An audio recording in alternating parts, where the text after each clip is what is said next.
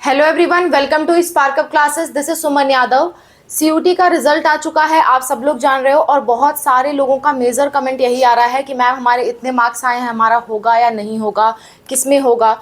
तो देखिए, ये चीज़ बड़ी कॉम्प्लेक्स चीज़ है, पर मैं इसको आसानी से समझाने का पूरा कोशिश करूंगी। अगर आप ध्यान से समझोगे तो आप खुद डिसाइड कर पाओगे आपका हो पाएगा या नहीं हो पाएगा।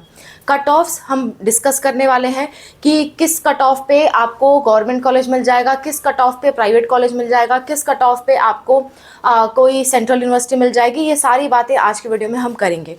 अगर आप कहोगे किसी स्पेशल यूनिवर्सिटी पे अलग से वीडियो बनाने के लिए तो मैं बना दूंगी, लेकिन फेमस यूनिवर्सिटीज़ ही बताना, क्योंकि इंडिया में इतनी सारी यूनिवर्सिटीज़ हैं, सब पे बना पाना हमारे लिए पॉसिबल नहीं है। तो जिन पे मेजॉरिटी ऑफ कमेंट्स आएंगे उस पे हम लोग यूनिवर्सिटी वाइज भी अलग से वीडियो बना देंगे, जैसे कि BHU DU ये सब तो बना ही देंगे, प्लस जिस और यूनिवर्सिटी पे मेजर कमेंट्स आएंगे उस पे हम अलग से वीडियो भी बना देंगे। फिलहाल हम बात कर रहे हैं कि कट ऑफ कितना जाएगा, जो कट ऑफ है वो कोर्स वाइज कितना जाएगा, कट ऑफ कितना रहेगा, ये हम डिस्कस कर रहे हैं। अब कभी भी जब कट ऑफ की बात हो रही हो ना सीयूटी में, तो कुछ चीज़ें देखनी पड़ती हैं, डायरेक्टली कट ऑफ की बात नहीं होती। फर्स्ट ऑफ ऑल ये चीज़ देखना पड़ता है कि कट ऑफ में सब्जेक्ट वाइज एलिजिबिलिटी,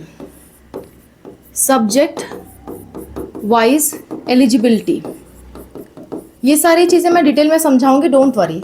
ये वीडियो देखने के बाद कट ऑफ के लिए आपको भटकना नहीं पड़ेगा।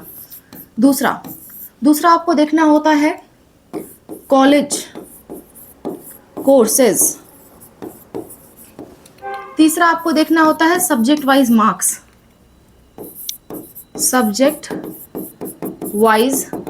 मार्क्स। ये चीज़ें आप देखोगे तभी कट ऑफ का डिसीजन ले पाओगे। और मेरा या किसी भी यूट्यूबर में इतनी कैपेसिटी नहीं है कि इंडिया के सभी यूनिवर्सिटी का हर एक कोर्स का डिटेल वीडियो बना दे इतने कम टाइम में, किसी के लिए भी पॉसिबल नहीं है। इसलिए मैं आपको तरीका समझा रही हूँ कि आपको क्या करना है जिससे आप कट ऑफ डिसाइड कर पाओ और सही यूनिवर्सिटी अपने लिए चुन पाओ। देखिए, सबसे पहली बात, जिस भी कॉलेज को आप टारगेट कर रहे हो, जैसे मान लेते हैं आप दिल्ली यूनिवर्सिटी को टारगेट कर रहे हो, दिल्ली यूनिवर्सिटी को आप टारगेट कर रहे हो, तो दिल्ली यूनिवर्सिटी में ये देखिए कि जो कोर्स आप सोच रहे हो वो कोर्स है भी कि नहीं है। जैसे मान लेते हैं दिल्ली यूनिवर्सिटी में कोई सोच रहा हो बीटेक फॉरेंसिक साइंस करने का सोच रहा हो, तो जाहिर सी बात है ये कोर्स दिल्ली यूनिवर्सिटी में है ही नहीं, तो करोगे कैसे। तो सबसे पहले जिस यूनिवर्सिटी को आप सोच रहे हो उसकी कोर्स लिस्ट निकालिए। आप जिस भी यूनिवर्सिटी के कोर्स लिस्ट पे कहोगे मैं वीडियो बना दूंगी, डोंट वरी, लेकिन एक ही वीडियो में सब कुछ बता पाना मेरे लिए पॉसिबल नहीं होगा और ना ही आपके लिए सुन पाना पॉसिबल होगा। इसलिए मेरी बात ध्यान से समझने की कोशिश करिएगा। सबसे पहले आपको दिमाग में सोचना है कि कौन सी यूनिवर्सिटी मुझे अच्छी लग रही है। उस यूनिवर्सिटी का कोर्स का लिस्ट निकालो कि क्या जो कोर्स मैं करना चाहता हूँ या चाहती हूँ उसमें वो कोर्स है भी कि नहीं है। बहुत सारी ऐसी यूनिवर्सिटी है जिसमें वो कोर्स है ही नहीं जो आप सोच रहे हो। लगातार लोग मुझसे कहते हैं कि मैम BHU में मुझे बीटेक बायोटेक्नोलॉजी करना है, हमें एडमिशन दिला दो। तो भाई वे कोर्स है ही नहीं BHU में, कहाँ से दिला दूँ। तो सबसे पहले ये काम होता है कि आप जिस भी यूनिवर्सिटी को सोच रहे हो उसका कोर्स नेम देखिए कि कौन से कॉलेज में कौन सा कोर्स है भी कि नहीं है। ये सबसे पहला काम होता है देखने के लिए। तब आगे की बात होगी कि वहाँ के लिए कट ऑफ है कि नहीं है, तब आगे की बात होती है, ठीक है। तो सबसे पहला काम होता है कट ऑफ जानने के लिए कि कोर्स देखो कि आपका डिजायर्ड कोर्स उस यूनिवर्सिटी में है या नहीं है। दूसरा काम होता है सब्जेक्ट वाइज एलिजिबिलिटी देखो। जैसे कि मान लेते हैं दिल्ली यूनिवर्सिटी में अगर किसी को BSc लाइफ साइंस करना है, एग्जाम्पल दे रही हूँ मैं, ये चीज फैक्ट नहीं बता रही हूँ, एग्जाम्पल दे रही हूँ। मान लेते हैं DU में किसी को DU छोड़िए, BHU की बात कर लेते हैं। BHU में क्या करना है, किसी को BSc जूलॉजी करना है, मान लेते हैं BSc जूलॉजी करना है BHU में। अब इसका देखा जाएगा ये कोर्स है कि नहीं है, पहले तो ये देखोगे, तो ये कोर्स है BHU में, मैं जानती हूँ ये कोर्स BHU में है, ठीक है। जब जान गए तो अब देखिए उस कोर्स के लिए इस यूनिवर्सिटी में क्या क्या मांगा गया है, कौन कौन सा सब्जेक्ट मांगा गया है। तो मैं आपको जवाब दे रही हूँ, PCB मांगा दिया है। अब देखिए PCB में आपने PCB में अच्छा स्कोर किया है क्या, आपने PCB एग्जाम दिया है क्या, ऐसा चीज आप चेक करिए। दिल्ली यूनिवर्सिटी में वही चीज किसी कोर्स के लिए PCB प्लस हो सकता है GT मांगा हो सेम कोर्स के लिए, तो आप देखिए आपने GT में एग्जाम दिया है क्या। तो सबसे पहले कॉलेज चेक करिए कि कॉलेज में जो कोर्स आप सोच रहे हो वो कोर्स है या नहीं है, और अगर है तो उसके सारे सब्जेक्ट में आपने एग्जाम दिया है क्या। और आपने एग्जाम दिया है, तो फिर सब्जेक्ट वाइज आपके मार्क्स कितने हैं। तीसरा स्टेप ये आता है, तो फिर सब्जेक्ट वाइज आपके मार्क्स कितने हैं। मान लेते हैं BHU BSc जूलॉजी आप टारगेट कर रहे हो, तो फिजिक्स, केमिस्ट्री और बायोलॉजी के मार्क्स देखो कि हर एक सब्जेक्ट में मेरे मार्क्स कितने हैं। टोटल मार्क्स तो 250 होते हैं, 250 मार्क्स टोटल होते हैं, आप सब लोग जानते हो। 250 में से मैं कितना लाऊं हर सब्जेक्ट में कि मेरा BHU BSc जूलॉजी में एडमिशन हो जाए। इस तरह से कट ऑफ देखी जाती है। आप कहोगे कि मैम BHU DU के लिए मुझे दोनों के लिए BSc लाइफ साइंस का कट ऑफ बता दो। नहीं बता पाऊंगी मैं, क्योंकि BHU में सब्जेक्ट अलग मांगे गए हैं, DU में सब्जेक्ट अलग मांगे गए हैं। वहां जो टोटल मार्क्स होगा अलग होगा, यहाँ जो टोटल मार्क्स होगा अलग होगा। इसीलिए ये 3 बातें देखनी जरूरी होती है जब भी आप कट ऑफ डिसाइड करते हो। सबसे पहला काम, कॉलेज में कोर्स है कि नहीं ये देखो। सब्जेक्ट वाइज आप एलिजिबल हो कि नहीं हो, आपने उसमें एग्जाम दिया है कि नहीं दिया है ये देखो। और उस सब्जेक्ट वाइज मार्क्स कितने आए हैं आपके ये देखो। अब ये 3 चीज देखने के बाद अब मैं आपको बताती हूँ कि कट ऑफ कितनी जाएगी। अब ध्यान से समझिएगा। अब अगर BHU है, बनारस हिंदू यूनिवर्सिटी है, तो जितने भी सब्जेक्ट उसने आपके कोर्स के लिए मांगे हैं, उस पर सब्जेक्ट में मान लेते हैं PCB मांगा गया है, तो पर सब्जेक्ट में अगर आप 200 के आसपास ला रहे हो, पर सब्जेक्ट में अगर आप 200 के आसपास ला रहे हो, तो आपका सिलेक्शन हो जाएगा। आपने भले ही 5 सब्जेक्ट में एग्जाम दिया हो, लेकिन BHU केवल ये 3 सब्जेक्ट देखेगा और इसका टोटल ले करके आपकी काउंसलिंग होगी। यानी कि आपके टोटल मार्क्स हो गए 600 आउट ऑफ 750। तो इतने मार्क्स में BHU में आराम से एडमिशन आपको मिल जाएगा। जिस भी कोर्स के लिए आप जा रहे हो, जिसमें भी ये सब्जेक्ट मांगे गए हैं, उसमें आपका एडमिशन हो जाएगा। अब ये कोर्सेज, ये आपका BSc कोर्सेज के लिए भी वैलिड है, ये आपका BMLT के लिए भी वैलिड है, ये आपका BMRIT के लिए भी वैलिड है, ये आपका रेडियोग्राफी के लिए भी वैलिड है। रेडियोथेरेपी जो आता है यहाँ पे, radiotherapy and radiography, just a minute, radiotherapy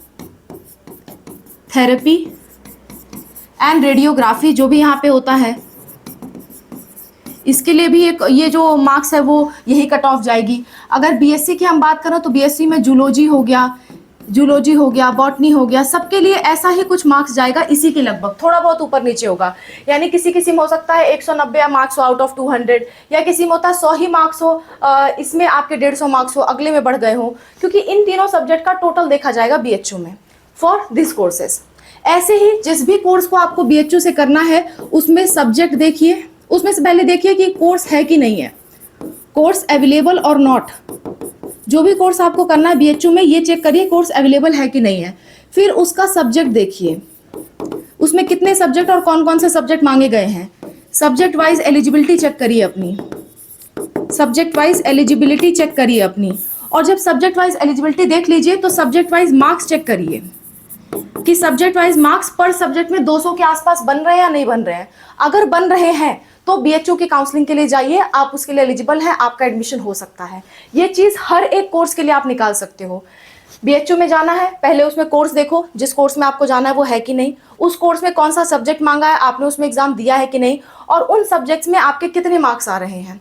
अगर 200 के आसपास हर एक सब्जेक्ट में आ रहा है, थोड़ा बहुत कम प्लस माइनस चलेगा, यानी कि 10 नंबर 15 नंबर प्लस माइनस है तो कोई बात नहीं।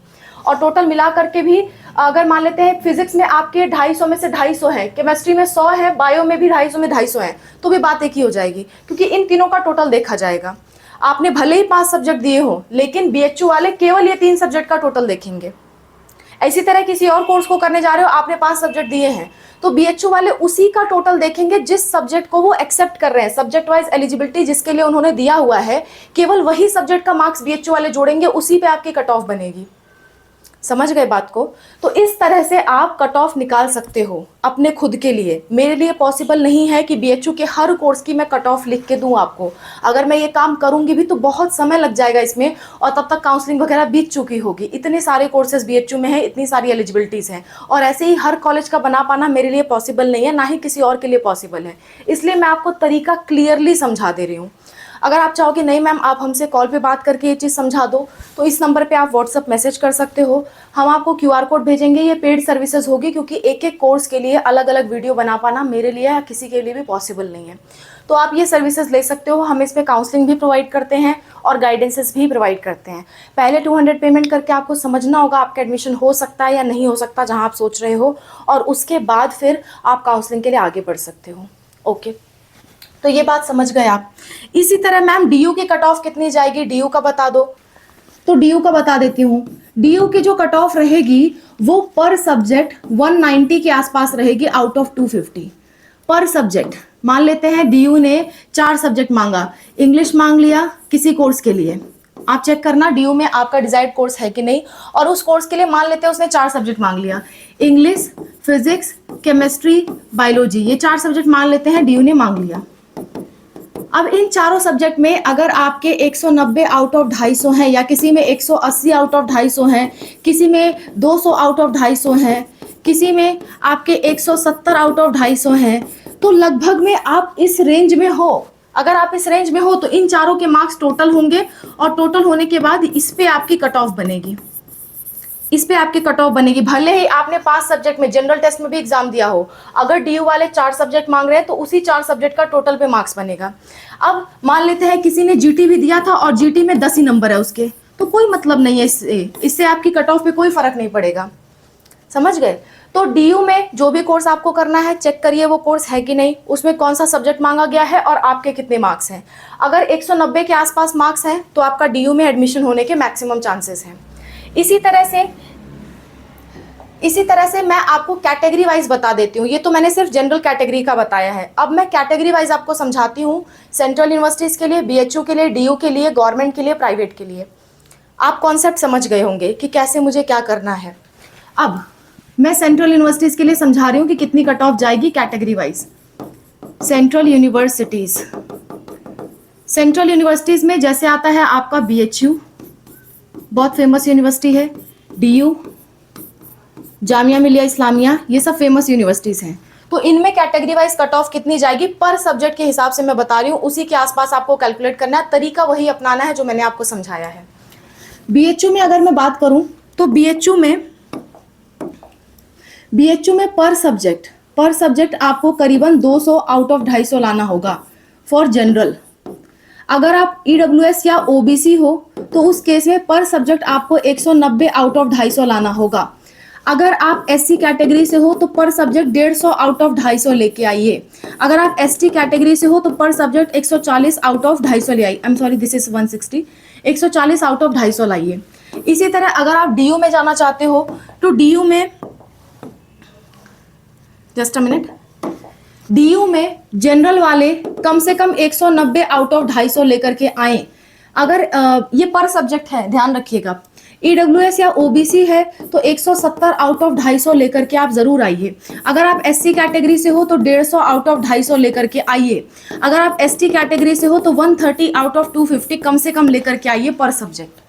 ओके, इसी तरह अगर आप जामिया मिलिया इस्लामिया से करना चाहते हो कोई कोर्स, तो देखिएगा आपका कोर्स उसमें है कि नहीं है, और उसमें जनरल वाले पर सब्जेक्ट कम से कम 190 तक लेकर के आएंगे।